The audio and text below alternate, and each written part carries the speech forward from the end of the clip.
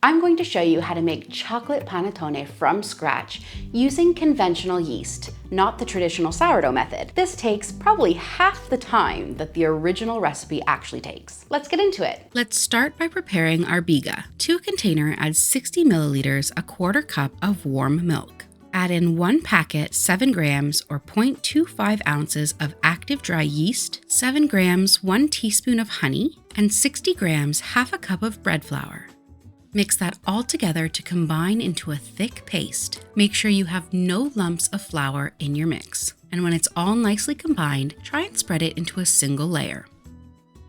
The reason I spread it out is so that I can mark the starting point. I just use an elastic band around my container to show where it started. This way we know we have the proper rise on our biga. This is typically made with a sourdough starter, which would feed your biga, but we're using yeast today. The purpose of the biga is to bring texture and flavor to the bread that you wouldn't get just by popping the yeast in to the entire dough. Cover your biga with cling film or a kitchen towel.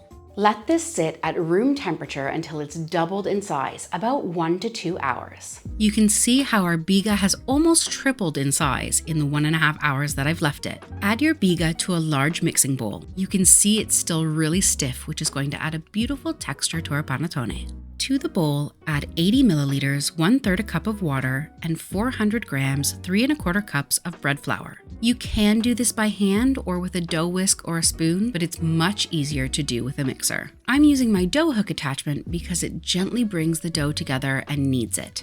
Mix it on low until it starts to form a shaggy dough.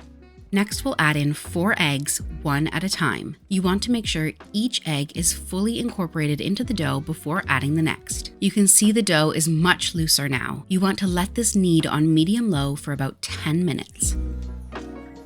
At the 10-minute mark, your dough will still be quite sticky, but it should start to pull away from the sides of the bowl and come together. You can see here the dough is sticky but firm, and I'm just going to scrape all of those bits off the sides of the bowl and then cover your dough.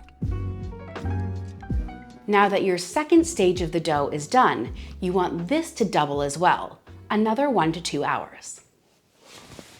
Ooh. Look at that rise. It's time to enrich our dough. Add in 100 grams, half a cup of sugar, and 2 egg yolks. And I'm going to combine those into the dough using the dough hook. Once the sugar and the egg yolks have been incorporated, slowly start adding in your butter. You'll need 170 grams, 3/4 cups of soft butter. I've cut mine into cubes and I'm adding them 1 or 2 at a time so that they can gently incorporate into the dough. I like to scrape down the sides of the bowl just in case there are any bits of butter still hiding in the bottom. Once all of the butter has been incorporated, add in 4 grams, 1 teaspoon of vanilla extract or paste, and 4 grams, 1 teaspoon of salt. You'll want to knead the dough again for another 10 minutes. At this point, you can also add in lemon or orange zest if you'd like. It's traditional, but I prefer the flavors without. You'll know your dough is ready when you can pull it up out of the bowl like I'm doing here and gently pull it apart so that you can see the light through it. This is known as the window pane test. If the dough doesn't rip, it's kneaded enough. Time to add in our mix-ins. I'm adding in 1 cup, 160 grams of dark chocolate chips, but you can add in whatever chocolate or dried fruit that you like. If you are a raisin and dry fruit fan, just don't tell me. But make sure you soak your dried fruit or raisins in rum or water or whiskey for a couple of hours. Then before adding in, drain off the liquid and then add it in exactly how we added the chocolate chips. I'm just going to let this mix for another few minutes until all of the chocolate chips have been incorporated throughout the dough. This dough needs to rise again, so I'm oiling a large bowl so that my dough doesn't stick when I tip it out. Add in about a tablespoon of oil to your bowl and really rub it around all the way up the sides. Set the bowl aside for a moment and add a little bit more oil to your work surface. Make sure to get some of the oil on your hands as well. We use oil because we don't want to add any additional flour to the dough.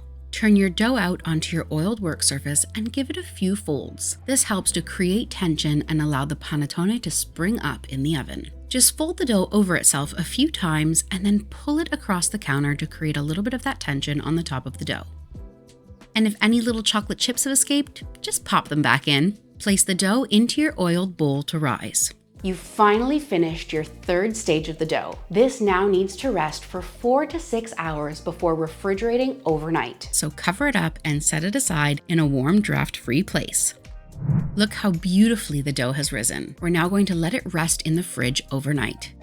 If you want to skip the refrigeration step, you can now shape it and put it into your mold. However, the refrigeration really adds to that texture and flavor I was talking about earlier. I've removed the dough from the fridge and let it rest at room temperature for about an hour. Now we're going to remove the dough from the bowl, shape it, and place it into our mold. Give your dough a few more folds like we did earlier to create just a little bit more tension. You can feel the dough starting to resist the pull.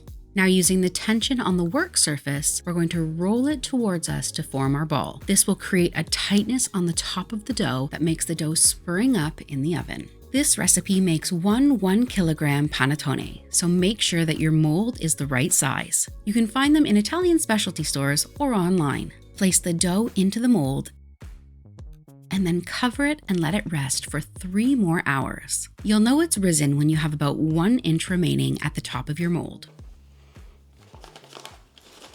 If your house is cold and you're finding that you're not getting the rise you're looking for in each of the stages, you can put the dough in the oven just with the light switched on. That will give enough heat just to help the panettone dough rise. Preheat your oven to 175 degrees Celsius or 350 degrees Fahrenheit. Once your dough has risen, score the top of your loaf in a cross pattern with either a blade or a very sharp knife. You want to be very delicate so that you don't deflate the dough. And into the oven. After 30 minutes, if the top of your panettone is looking too brown, cover it with a little bit of aluminum foil. That will just prevent any further browning, but will allow the panettone to continue baking. At 45 minutes, you'll want to check the temperature of your panettone. If you have an internal probe thermometer, you're looking for 197 degrees Fahrenheit or 92 degrees Celsius. If it hasn't quite reached that temperature, leave it for a few more minutes. Now straight away, while it's still hot, we need to invert the panettone so that it holds its shape. I'm using 2 long wooden skewers, but you could use metal barbecue skewers if that's what you have. Press your skewers into the bottom of your loaf about 2 inches apart. You may have to improvise on how to turn your panettone over. I'm using 2 large stock pans, but you could do this over the backs of 2 chairs or a couple of stacked books, whatever you have on hand. Flip your panettone and let it rest for 6 hours. Finally, remove your skewers, slice yourself some panettone, and enjoy. Your panettone will keep for up to a week in an airtight container or a bag, but it definitely won't last that long. If you're still searching for Christmas recipes, make sure to check out my Christmas cookie playlist. Thanks so much for watching, and if you found this video helpful, hit the like button, and I'll see you next week for another recipe.